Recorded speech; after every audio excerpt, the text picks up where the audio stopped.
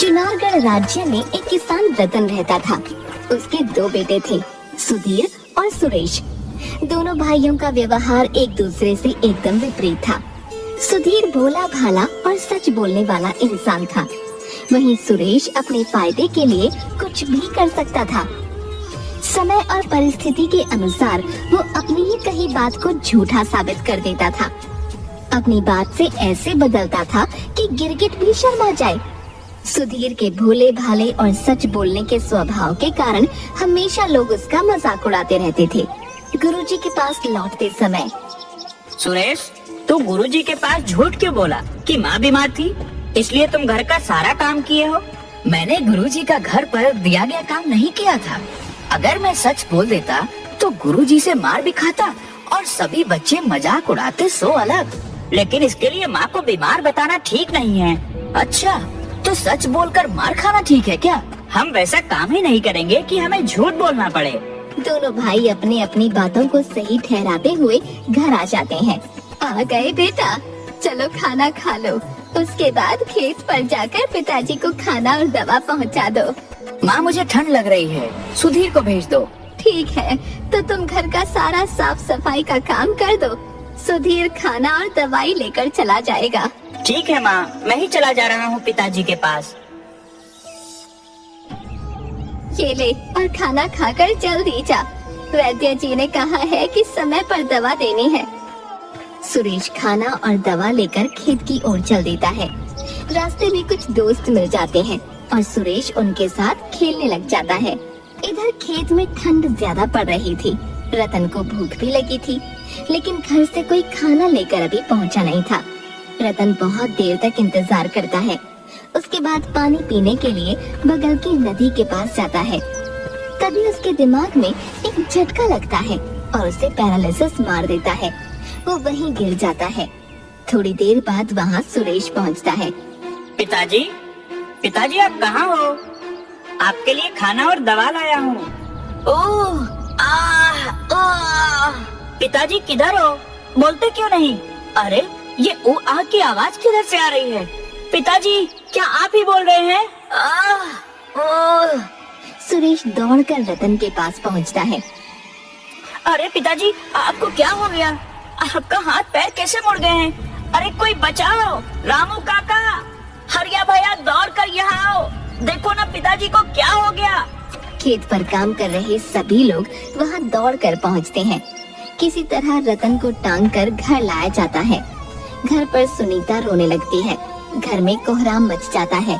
वैद्य जी आते हैं और बताते हैं कि रतन को पैरालिसिस का अटैक आया है।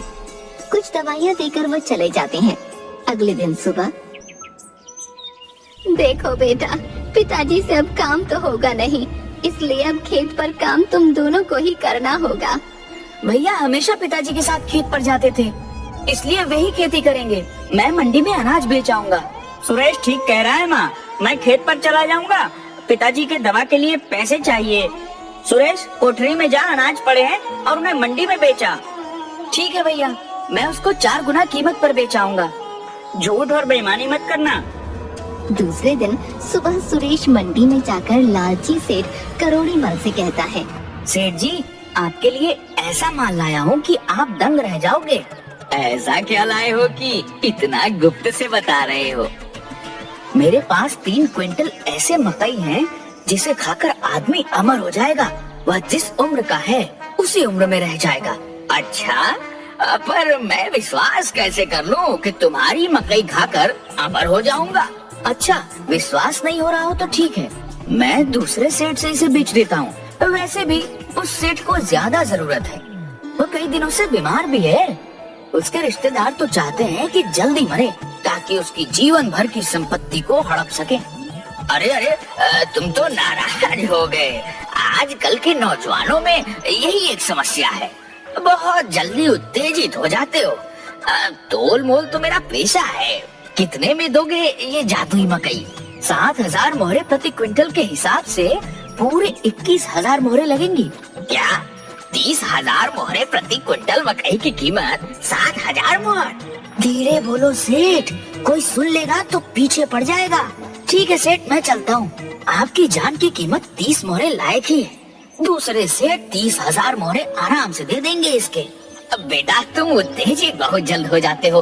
अब मैंने कहा थोड़ा बहुत कम कर दो। अरे सेठ चलो 20,000 मोहरे लगेंगी। अगर हाँ हो तो बोलो, नहीं तो मैं अपनी बैलगाड़ी आगे बढ़ाऊंगा। एक पल रुको भाई, मैं अपने साला से पूछ लेता हूँ। अच्छा सेठ जी एक बात बताइए कि आपका बेटा आपका व्यापार आपके बाद संभाल लेगा? अरे वही ठीक होता तो साला को बुलाता कारोबार संभालने के लिए। यानी आपके बाद आपके साला आपके जीवन भर की पूंजी का मालिक होगा। अच्छा आपका साला मूर्ख है क्या? क्या बकते हो? वह व्यापार को दिन दुनी और रात चौगुनी बढ़ा सकता है। उसे हर नाफा नुकसान का ज्ञान है। तो वह चाहेगा कि आप अमर हो जाएं और वह जीवन भर आपके यहाँ नौकरी करे? नहीं नहीं, कभी नहीं चाहेगा। वो तो चाहता है कि कब मैं आंख बंद करूं और वह मेरे बेटे को बेदखल कर राज करे। ऐसा करो तुम 20,000 मोहरे लो, मैं अपने आदमी से बोरिया उतरवा लेता हूँ। तुमने बहुत ज्ञान की बात बताई है। अब एक और ज्ञान की बात सुन लो सेठ जी, ये मकई जादुई है, ये किसी को पता नहीं चलनी चाहिए, नहीं तो कोई भी इसे चुरा लेगा और इसके जगह पर साधारण मकई रख देगा। और हाँ, एक एक दाना रोज इसमें से खाना है। सेठ करोड़ी मल से 210 मोहरों की मकई के बदले 20,000 मोहरे ठग कर सुरेश वापस अपने गांव चल देता है। इधर सुधीर अपने खेत पर हल चला रहा होता है। तभी उधर से जग्गी किसान आता है। अरे बेटा सुधीर, मैं जरा अपने बेटे को नानी के घर पहुंचाने जा रहा हूँ, तुम मेरा खेत जोत दो। ठीक है काका, आप जाओ, मैं आपका खेत जोत दे रहा हूँ। उधर सुरेश मंडी से लौट रहा था तो देखा कि सुधीर जग्गी काका का खेत जोत रहा है। अरे भाई तू यहाँ क्यों काम कर रहा है? अपने खेत का काम पूरा हो गया क्या? नहीं भाई, वो जग्गी काका अपने बेटा को नानी घर छोड़ने गए हैं। उन्होंने कहा है कि पहले मेरा खेत जोत देना। अरे भाई वो तो अपना काम करने गया हुआ है और तू यहाँ अपना काम छोड़कर उसका काम कर रहा है। शाम हो गया है, चला बैलगाड़ी पर बैठ, घर चलते हैं। दोनों बैलगाड़ी पर बैठकर घर चल देते हैं। अरे ये बैलगाड़ी पर मिठाइयाँ और जलेबियाँ किसकी हैं? इतने सारे नए कपड़े कहाँ से आए? अरे इसमें मेरे, तुम्हारे, माँ और पिताजी के लिए कपड़े हैं। उस पतीले में मिठाइयाँ हैं। तुमने अनाज बेचकर शौक के सामान खरीद लिए। इन चीजों की कोई जरूरत नहीं थी। अभी हमारे लिए सबसे जरूरी पिताजी की दवाइयाँ और पौष्टिक खाने हैं। अरे भैया मैं दवा भी लाया हूँ, वैद्य जी के घर होते हुए आया हूँ। पूरे महीने का दवा लेकर आ रहा हूँ। 120 मोहरे वैद्य जी को देकर आ रहा हूँ। दोनों बातें करते हुए घर पहुंच जाते हैं। माँ सुनीता बाहर ही खड़ी दोनों का इंतजार कर रही थी। अरे सुरेश, तुम तो मंडी गए थे ना, फिर ये सुधीर कहाँ मिल गया तुम्हें? माँ मैं मंडी से लौट रहा था तो देखा कि भैया अपना खेत छोड़कर जग्गी काका के खेत जोत रहा था। फिर मैं इसे गाड़ी पर बैठा कर ले आया। क्यों सुधीर, अपना काम छोड़ दूसरे का काम क्यों कर रहा था? वो माँ, जग्गी काका अपने बेटे को उसके नानी घर छोड़ने गए हैं। उन्होंने कहा कि थोड़ा मेरा खेत जोत दो। अच्छा तो मना कर देते, बोल देते कि मुझे अपना काम है, मैं नहीं कर सकता आपका काम। ऐसे कैसे बोल देता? वह हमसे बड़े हैं, उन्हें हम इस तरह नहीं बोल सकते। माँ देखो, सुरेश अनाज बेचकर सारे पैसे का मिठाइयाँ और दवाई ले आया है। एक भी पैसा घर खर्च के लिए बचा कर नहीं लाया। ये पूरा सामान तो लगभग 500 मोहरों का लग रहा है। सुरेश सच सच बता, तूने ये पैसे कहाँ से लिए? कसम से माँ, मैं ये सारा सामान अनाज बेचकर ही लाया हूँ और यह 1500 मोहरे भी मेरे पास बचे हैं। सुरेश बताता है कि किस तरह लालची सेठ को उल्लू बनाकर वो 20,000 मोहरे ऐंठ कर लाया है। सुधीर सुरेश को समझाता है कि ये बहुत बुरी बात है, कल जाकर वो उसकी मोहरे वापस कराए। उधर राजा का रसोइया सेठ करोड़ी मल के यहाँ राशन लेने जाता है और मकई की वही बोरियों को गाड़ियों पर लादने को कहता है। महाराज जी, ये 3 बोरियां छोड़कर आप कोई भी मकई की बोरियां हमारे दुकान में से ले सकते हैं, पर मैं ये आपको नहीं दे सकता। अच्छा तो अच्छी गुणवत्ता वाली मकई अपने लिए और राज्य के मालिक राजा के लिए सामान्य मकई की बोरी। देखो सेठ, कान खोलकर सुन लो, राजन के लिए यही मकई जाएगा। चाहे जो कुछ हो जाए, मैं ये बोरियां नहीं दे सकता।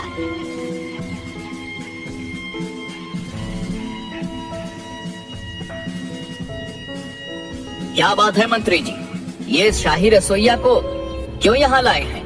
महाराज, शाही रसोइया और सेठ करोड़ीमल दोनों बाजार में झगड़ रहे थे। महाराज, ये सेठ करोड़ीमल अच्छे मकई को अपने खाने के लिए रखता है और खराब मकई को शाही भंडार में भेजता है। अब महाराज की जय हो। महाराज, मुझे न्याय चाहिए। अब मकई की ये 3 बोरियों के अलावा दुकान में जितनी भी मकई की बोरियां हैं, उनमें से कोई भी आप इस्तेमाल कर सकते हैं, लेकिन मैं इन 3 बोरियों को नहीं दे सकता। अच्छा, ऐसी क्या खास बात है इन 3 बोरी मकई में जो तुम हमें नहीं दे सकते? महाराज, ये जादुई मकई की बोरियां हैं। इसको सेवन करने से आदमी अमर हो जाता है। वो कभी बूढ़ा नहीं होगा। जिस अवस्था में है उसी अवस्था में रहेगा। इसे हमने किसान से 20,000 मोहरे देकर खरीदे हैं। महाराज, दुनिया में ऐसी कोई चीज नहीं है जो इंसान को अमर बना दे। यह सेठ झूठ बोलकर हमें बहला रहा है। 200 मोहर के मकई को 20,000 मोहर में कौन बुद्धू खरीदेगा? उस किसान को बुलाओ, दूध का दूध और पानी का पानी हो जाएगा। सैनिक सेठ करोड़ीमल के बताए हुए हुलिये पर सुरेश को पकड़कर राजा के पास पेश करते हैं। राजा के पास सुरेश सच सच बता देता है कि वो करोड़ीमल से पैसा ठगने के लिए ऐसा करके आया था। सुरेश, तुमने बेईमानी और चालाकी से सेठ का मोहरे हट लिया है। इस अपराध के लिए हम तुम्हें 3 साल के कारावास की सजा सुनाते हैं। साथ ही करोड़ीमल को लालच न करने का चेतावनी दी जाती है। महाराज की जय हो। मेरा नाम सुधीर है और मैं इसका बड़ा भाई हूँ। महाराज, हमारे गुरुजी बताए हैं कि अपराधी अगर अपनी गलती को स्वीकार कर ले तो उसे सुधारने का अवसर अवश्य प्रदान करना चाहिए। बातें तो बहुत अच्छी और समझदारी वाली करते हो बालक, लेकिन अपराध की सजा तो मिलनी ही चाहिए। क्या कहते हैं मंत्री जी? जी महाराज, आप सही बोल रहे हैं। ठीक है, कल सुबह जो भी पहला 3 लोग मदद के लिए आएंगे, उनकी मदद तुम्हें करनी होगी। तुम्हारे पास 20,000 मोहरों में से 500 मोहरे अपने पास रखकर शेष मोहरों को मदद में लगाने की इजाजत है। दूसरे दिन सुबह पहला फरियादी एक बूढ़ी औरत आती है। महाराज की जय हो। कल रात आंधी में मेरा घर गिर गया, मेरी बकरी भी दबकर मर गई। मेरा कोई नहीं है। अब मैं क्या करूं? कैसे जीवन यापन करूं? बताओ, इनकी मदद कैसे करनी चाहिए? महाराज, इसे 5,000 मोहरे दे देते हैं। सुधीर, तुम क्या कहना चाहते हो? महाराज, मुझे लगता है कि 2 और फरियादी को पहले सुन लेते हैं। हो सकता है कि उन्हें इनसे ज्यादा की जरूरत हो। बहुत अच्छे, और फरियादी बुलाए जाएं। महाराज की जय हो। मैं एक राजमिस्त्री हूँ। मुझे काम 10 दिन बाद मिला है। 3 दिन से बैठा हूँ। 10 दिनों के घर खर्च के लिए कुछ मदद मिल जाती तो बहुत कृपा होती। ठीक है, अभी बाहर प्रतीक्षा करो। तीसरा फरियादी को बुलाया जाए। महाराज की जय हो। मैं एक पुजारी हूँ। मेरे मंदिर की कुटिया में अनाथ बच्चे रहते हैं, लेकिन जंगली जानवरों के आतंक से परेशान हूँ। आप कार्य तो बहुत ही अच्छा कर रहे हैं पुजारी जी। बताइए, हम कैसे सहायता करें आपकी? कृपया मेरे मंदिर के प्रांगण को पक्की 4 दीवारी घिरवाने की व्यवस्था की जाए और बच्चों की देखभाल करने के लिए एक आदमी की व्यवस्था की जाए। अब बताओ, इनकी मदद कैसे किया जाए? महाराज, इन सभी को बचे हुए 19,500 मोहरों में से मोहरे बांट कर दे देते हैं। सभी की जरूरत पूरी हो जाएगी। सुधीर, तुम्हारा क्या विचार है? महाराज, पुजारी जी को बच्चों को देखभाल और खाना पकाने के लिए एक आड़ की जरूरत है, राजमिस्त्री को काम की जरूरत है और बूढ़ी माँ को एक सहारे की जरूरत है। हाँ, ये तो तीनों फरियादी ने बताया अभी। अब क्या करना है ये बताओ। हमें लगता है कि पुजारी जी के अनाथ बच्चों के खाने और देखभाल के लिए बूढ़ी माँ उपयुक्त है। इनका कोई भी नहीं है तो एक दूसरे को सहारा हो जाएगा। बहुत अच्छे बालक, लेकिन राजमिस्त्री के लिए क्या किया जाए? महाराज, पुजारी के मंदिर के प्रांगण के चारों ओर 4 दीवारी बहुत जरूरी है ताकि बच्चे जानवरों से सुरक्षित रहें। राजमिस्त्री को उसी काम में लगा दिया जाए। बहुत अच्छा। सेठ करोड़ीमल के बचे हुए मोहरों को मंदिर में दान कर दिया जाए ताकि उससे बच्चों का भला हो सके और 4 दीवारी के लिए काम आए। वाह, मैं तुम्हारे न्याय से बहुत प्रसन्न हुआ।